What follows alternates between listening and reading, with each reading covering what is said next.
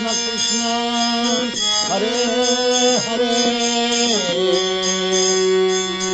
हरे कृष्ण हरे कृष्ण।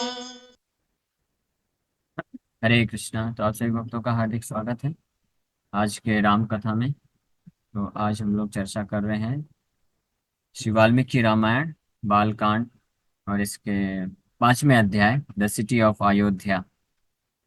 तो इसमें हम लोग कल चर्चा किए थे। लगभग 10 श्लोकों में अयोध्या सिटी का विस्तृत वर्णन किया जा रहा है कि वहाँ की सड़कें कैसे हैं, वहाँ के पैलेसेस, महल, और जो साधारण लोग रहने वाले हैं अयोध्या वासी उनके घर भी कैसे हैं। और साथ ही साथ में वो लोग जो हैं निवास कर रहे हैं अयोध्या में, भगवान रामचंद्र के समय की बात है, विशेष रूप से उनके प्रकट होने के पहले की बात। दशरथ महाराज राजा हैं, चक्रवर्ती सम्राट हैं पूरे पृथ्वी के, लेकिन अयोध्या के ऐश्वर्य को देखते हुए उन्होंने अयोध्या नगरी को अपना राजधानी बनाया। और वहां पे रहने वाले सभी लोगों का वर्णन है नरोत्तमम। हर कोई साधारण व्यक्ति भी वहां पे कैसा नरोत्तम है। नरोत्तम मतलब best of the human. Narottam कौन होता है? जो नरोत्तम को स्वीकार करते हैं। भगवान कृष्ण का एक नाम है नरोत्तम, भगवान रामचंद्र और नरोत्तम।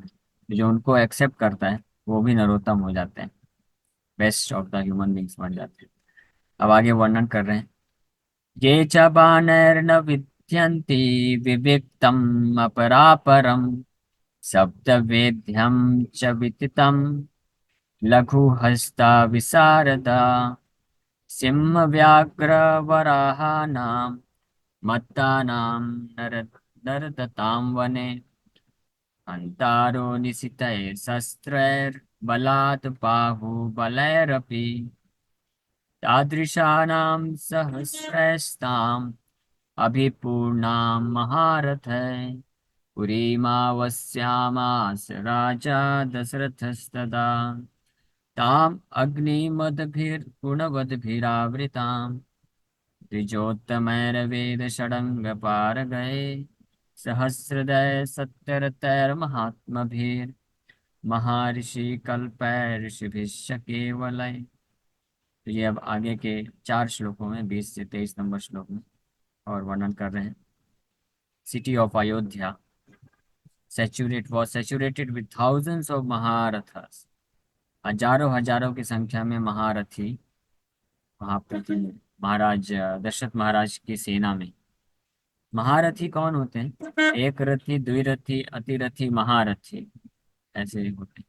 महारथी उनको बोलते हैं जो अकेला, जो सोल्जर है, या सोल्जर नहीं बोलेंगे, योद्धा है, वो एक साथ 1000 रथ रथ में सवार योद्धाओं के साथ लड़ाई कर सकता है, उनको पराजित करने की शक्ति रखता है, उसको महारथी बोला जाता है।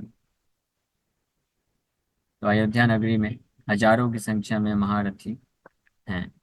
They were learned in weaponry, capable, and did not attack even with arrows. A person who had been deserted with no assistance, who had no one in his family above or below him, who was in hiding or who was on the run. तो वो महारथी थे और साथ ही साथ में ज्ञान भी रखते थे कि कब अटैक करना चाहिए, कब नहीं।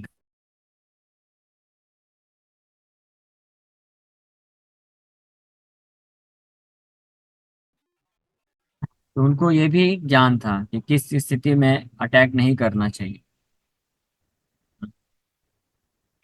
तो ये बताए गए हैं कि जब कोई किसी के पास हथियार नहीं है, या किसी व्यक्ति को कैद कर लिया गया है और उसका कोई असिस्टेंस नहीं है, या किसी के आगे पीछे कोई फैमिली मेंबर नहीं है, या कोई छुपा हुआ है, या कोई भाग रहा है, तो उस पर अटैक नहीं करना चाहिए। इस प्रकार से सर्वे युद्ध विशारद, जैसे गीता में बताया गया है कि सबके सब महारथी युद्ध में विशारद भी थे और युद्ध की नीतियों को भी जानते।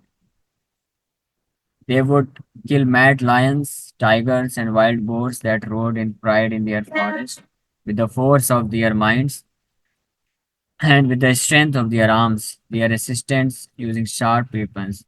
King Dasarath made such a famous city his place of residence. The city abounded with the best of the twice born.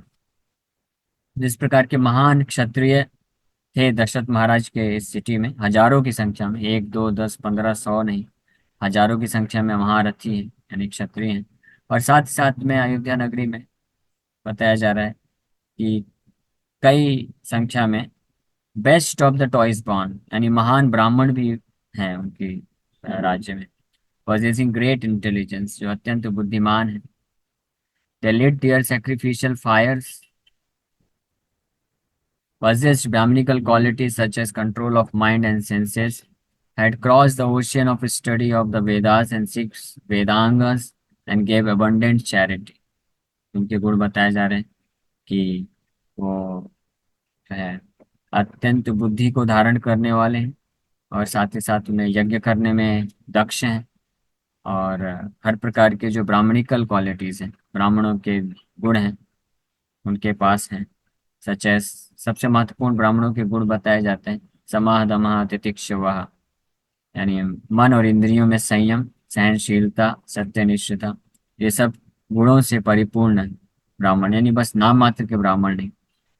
और साथ ही साथ में had cross the ocean of study of the Vedas and six Vedangas, हर प्रकार के वैदिक शास्त्र जो कि सागर के से तुलना किया गया, समुद्र के समान है, इतने वास्ट हैं, इतने ज्यादा मात्रा में हर प्रकार के शास्त्रों को पढ़ के वो बैठे हुए हैं। और जो ब्राह्मण के धर्म है, दान प्रतिग्रह, वो भी करने में एक्सपर्ट है, वो भी सारे अच्छे गुण हैं। They were fixed in speaking truthful words, सत्यनिष्ठ हैं, सत्य बोलते हैं। दो major sages they were like Vashishtha and other महर्षिस।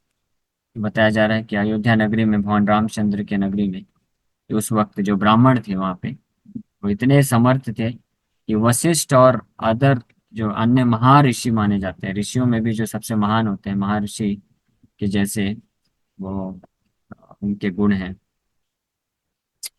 इस प्रकार से यहाँ पे वो वर्णन है।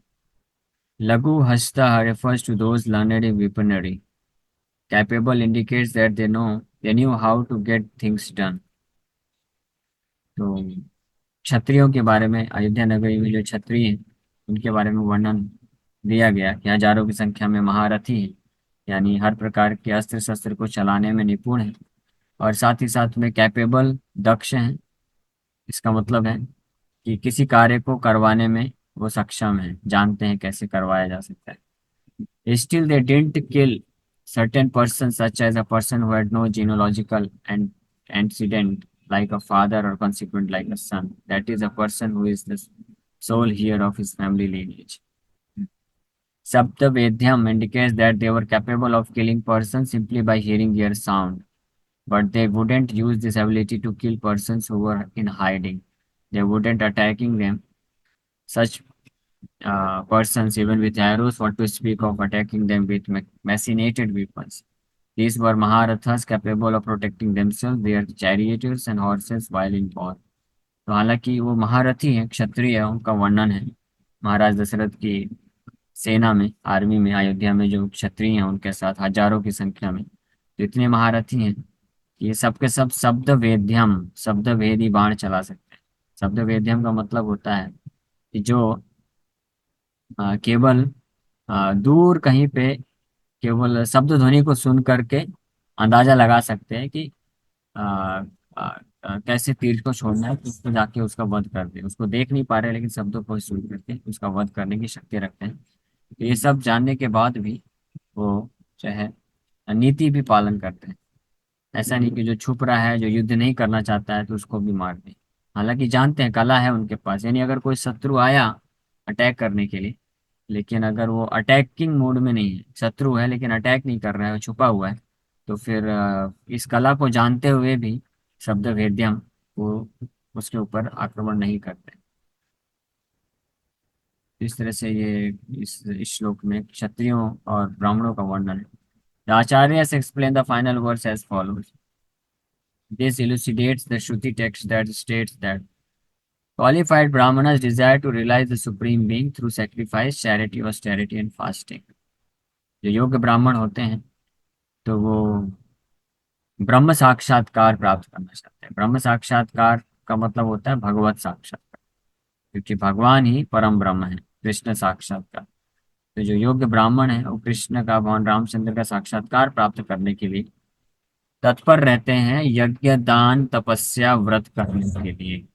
इस श्लोक में हमको ये पता चल रहा है कि अयोध्या में जो ब्राह्मण है वो पूर्ण रूप से योग्य हैं, और साथ ही साथ में भगवत साक्षात्कार प्राप्त करने के लिए वो जो भी उचित कार्य है, यज्ञ करना, और अभी का जो यज्ञ है भगवान के नाम का स्मरण। यज्ञ का मतलब क्या होता है? यज्ञ का मतलब होता है कि भगवान को प्रसन्न करने के लिए कार्य करना, जिससे भगवान हमारी चेतना में हमेशा सदैव बने रहे, उसके लिए यज्ञ का विधान दिया गया है। हाँ। और चैरिटी का मतलब होता है कि अन्य लोगों तक भगवत साक्षात्कार को पहुंचाना, यानी दया का भाव रखना, कि भगवान का साक्षात्कार बस मेरे तक सीमित न रह जाए, उसको चैरिटी बोलते हैं। और ऑस्टेरिटी का मतलब होता है, तपस्या का मतलब होता है कि सेक्रीफाइस, यानी यज्ञ और दान। यज्ञ मतलब भगवान को रियलाइज करने के लिए जो कार्य किया जाता है, उनको प्रसन्न करने के लिए, तो उसको यज्ञ बोलते हैं। तो उन कार्यों को करने के लिए, और दान मतलब अन्य जीवों पे दया का भाव रखने के लिए जो भी कष्ट उठाना पड़े, शारीरिक या मानसिक रूप से, तो वो कष्ट उठाने को तैयार रहना, उसको ऑस्टेरिटी बोलते हैं। और फास्टिंग का मतलब होता है व्रत या उपवास, या फास्टिंग का मतलब होता है कि हर उस प्रकार के चीजों को त्याग देना, हाँ, जो हमारे भगवत साक्षात्कार में आगे बढ़ने के लिए बाधक बनते हैं। फास्टिंग फ्रॉम ईटिंग वो एक है, लेकिन फास्टिंग का मतलब है कि इंद्र तृप्ति को त्याग देना। मेन मुख्य उद्देश्य ये है फास्टिंग का, कि हम भोग करने की जो वृत्ति है उसको त्याग करके भगवान के प्रति ध्यान वृत्ति बढ़ाए।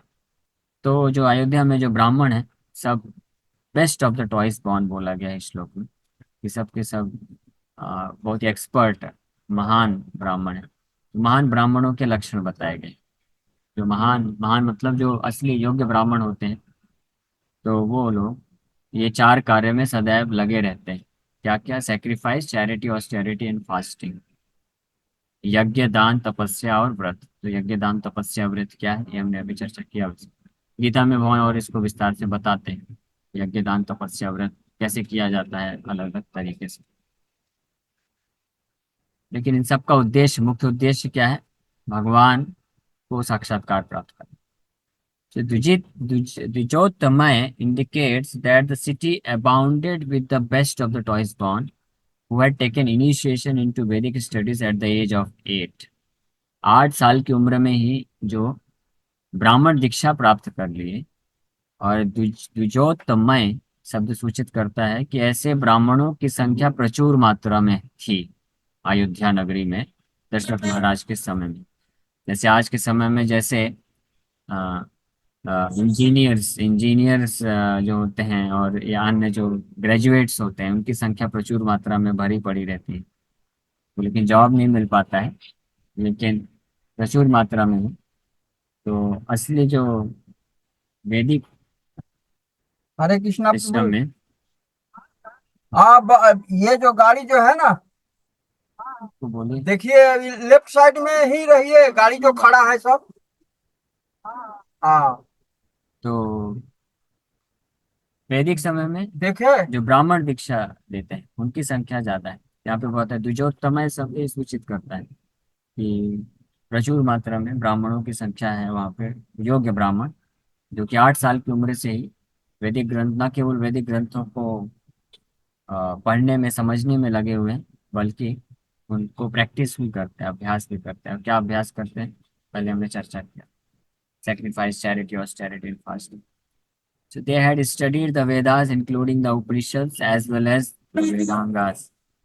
सारे वैदिक शास्त्र वो पढ़े, जिसमें उपनिषद, वेद, यही वेदांत, पीछे में है, वेदांग, पीछे में है, आप देखिए। they carried out fire नहीं sacrifices। एकदम लेफ्ट They साइड were, में गाड़ी वो खड़ा है। धीरे बोलिए।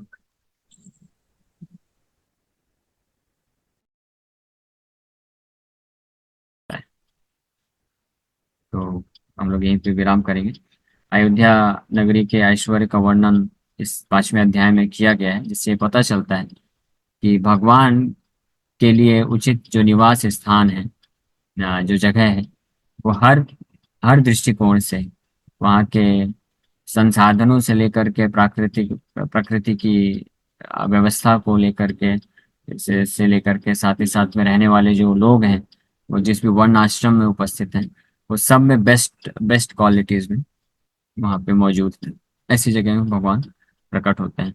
और वास्तव में जो है, जब भगवान जब अवतार लेते हैं, जैसे ऐसा कई बार हमने प्रार्थनाओं में सुना, भागवत में भी, ब्रह्मा जी को जब भगवान आदेश देते हैं कि आप जाइए, मैं अवतरित होने वाला हूँ, तब भगवान ये चीज बोलते हैं स्पष्ट है कि आप सभी देवताओं को आदेश दीजिए कि मेरे इस जहाँ पे भी ब्रज में या तो द्वारका में या तो अयोध्या में जब आते हैं, कि वो मेरे अवतरित होने के पूर्व वो अलग अलग जगह में जन्म ले लें और मुझे सहायता प्रदान करें मेरे लीलाओं को करने में।